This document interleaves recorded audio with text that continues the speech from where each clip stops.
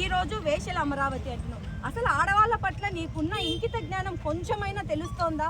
అమ్మా భారతిరెడ్డి గారు, కొంచెమైనా సిగ్గుందా? మీరు కూడా ఒక మహిళ అయింది నీ సొంత దినపత్రికలో ఇలాంటి వెధవలను కూర్చోపెట్టుకొని వేశ్యలు అని మాట్లాడుతున్నావే. నీకు 2 ఆడబిడ్డలు ఉన్నారు కదా, ఇదేనా పద్ధతి?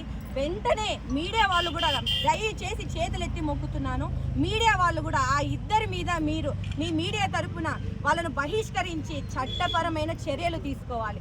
సాక్షి ఛానల్ నిజంగా ఎంత దారుణానికి దిగజారిందంటే ఈరోజు లేనివి ఉన్నట్టు సృష్టిస్తూ ప్రజలందరినీ మోసం చేయాలనే ఆలోచనతో సాక్షి ఛానల్ నడుస్తోంది.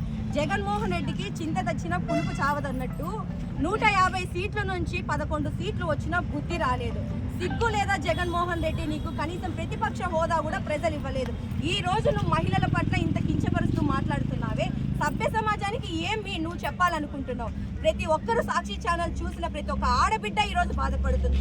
పార్టీలకు సంబంధం లేదు, మతాలు కులాలకి ఏమీ సంబంధం లేదు. ఈరోజు మహిళా లోకమంతా రోడ్డు మీదకి వచ్చింది. నీ సాక్షి ఛానల్ మూసేయాలి.